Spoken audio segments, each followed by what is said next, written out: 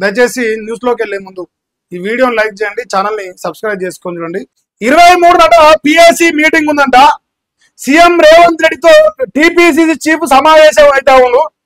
BC రిజర్వేషన్లు, స్థానిక సంస్థల ఎన్నికలపై సుదీర్ఘంగా చర్చ జరగబోతా ఉంది. పార్టీ సంస్థాగత నిర్మాణం తదితర అంశాలపైన డిస్కషన్ ఉండబోతుందట.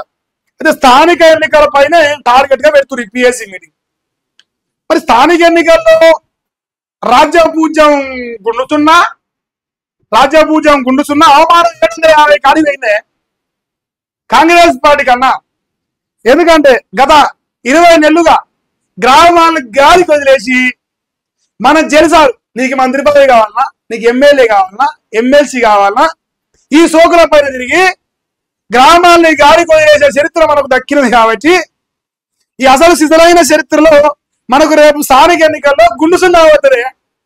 రేవంత్ అన్న ఏమిచ్చిండు, రేవంత్ అన్న గడిది గొట్టి ఇచ్చిండు, ఏమిచ్చిండు రేవంత్ అన్న గడిది గొట్టి ఇచ్చిండు అని రేపు ప్రజలు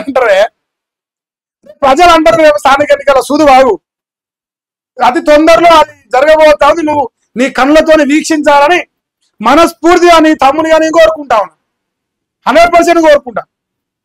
సో అది రేవంత్ అన్న గారు 23వ తారీఖు పిఎస్సి మీటింగ్ పెట్టి చెప్తా మీరు నాయన బీసీ బీసీ బీసీ బీసీ అంటే నాకు ఇంకా రోజు గుర్తుకొస్తాను. బీసీ రిజర్వేషన్ స్థానిక సంస్థలు అంటా ఉంది కదా జర్రాజు.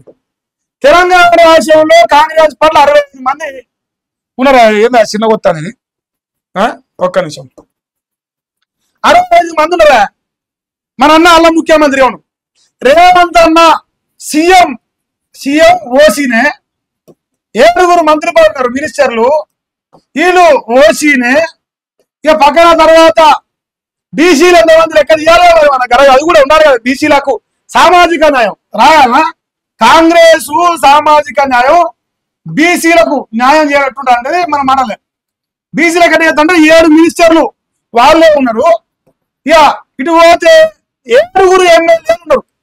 ఎమ్మెల్యేలు 7 ఉన్నారు. బీసీలు 65లో 7 తీసేస్తే 30 అంటే 58 అనే 58 లెక్కతో మనకు ఈ తెలంగాణ రాష్ట్రంలో 56% ఉన్న బీసీలకు మన అన్నగారు ఇచ్చిన తుప్పగాలి ఏడుకు దీని పేరు సామాజిక న్యాయం. దీనికి ఇంకా రేపు పిఎస్సి మీటింగ్ పెట్టి రేపు పచ్చ ఇగురు పెడతాయి ఇంకా బీసీలకు సామాజిక న్యాయం. దొంగలు వచ్చి దోసుకొని పోయినాక ఎవరు దొంగతనం చేసిండ్రా, ఎవరో దొంగతనం చేసిందని మా అన్న వచ్చి నన్ను అడుగుతున్నాను. నేనేం చెప్తున్నా అన్న, మా అన్నే దొంగ కదా. ఇక్కడ 7 మంది కూడా బీసీలకు అడుగుతారా? చచ్చినా కూడా 3 ఉన్నాయి. ఆ 3 బీసీలకు ఇస్తారంటే మరి రాజన్న ఆల్రెడీ దొరగారు మన మంత్రి పదవి కోసం కయ్యం పెంచే కోటి వీకే, మళ్ళీ రంగన్న ఆయన ఒకటి పంచాయతీ పెట్టి అది వీకే.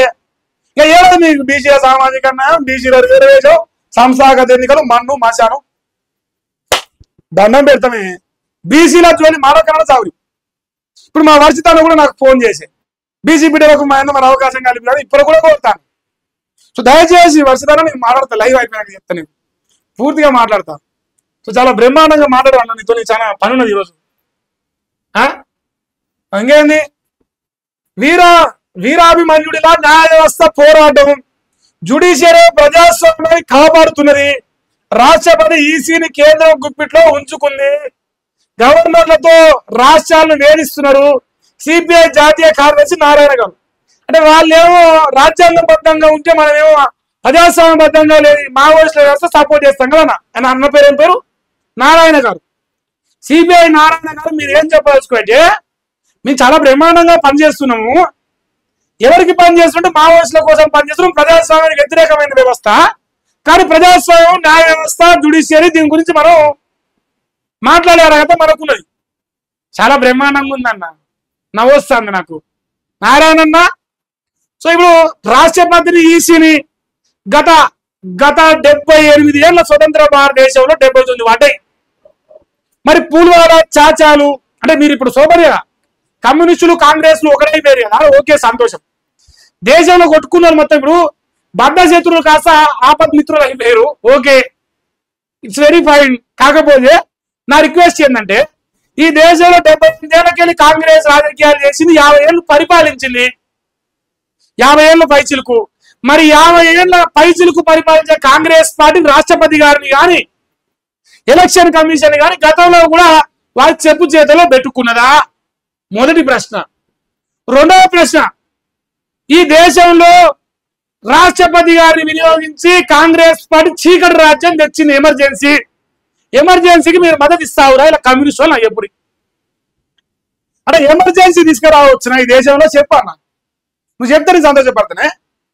ఎమర్జెన్సీ తీసుకొచ్చిన పార్టీకి మద్దతు ఉన్న మీరు ప్రజాస్వామ్యం గురించి నాయన నారాయణన్న ఓం నారాయణ కంటే ఉంది లెక్క. ఇప్పుడు మీ అసలు మేధావులు పదవులు ఇస్తే పైసలు ఇస్తే కమ్యూనిస్ట్ సిద్ధాంతాలు చచ్చిపోయాయని మీ కమ్యూనిస్టు బిడ్డలు ఎంతో మంది ఇలా గ్రామాలలో మాట్లాడుకురు. ఏ పార్టీ అధికారులకు వస్తే మరి మోసేదిల్లాతా ఉన్న దౌర్భాగ్యమైన పరిస్థితికి మీరు వచ్చారు, మీ పార్టీ కానీ మీరు కానీ. వాస్తవ విషయాలు మాట్లాడుకోవాలి కదన్నా. అది నారాయణన్న మాట్లాడి. ఇంకా జమ్మూ కాశ్మీర్ లో క్లౌడ్ బరస్ట్ 7 చనిపోయారట. అది ఒక వార్త వచ్చింది పాపం. ఈ క్లౌడ్ బరస్టులు ఇంకా డేటా పెరుగుతా ఉంది. ఈ క్లౌడ్ బరస్ట్ ఎక్కడైతే జరుగుతుందో అక్కడ ప్రాణ నష్టం అతిగా జరుగుతుంది. మన జరిగింది, మళ్ళీ ఇలా ఫ్రెష్ గా జరిగిందా మన దాంట్లో ఇంకా చనిపోయిన వాళ్ళకి చెప్తారు. సో ఇంతవరకు ఉంది. ఈవినింగ్ ఎడిషన్ లేదా ఇలా దిశ అంటారు వెలుగులో ఇలా ఈవినింగ్ ఎడిషన్ రాలే మరి ఎందుకో, ఓన్లీ ఆఫ్టర్నూన్ ఎడిషన్ ఉంది.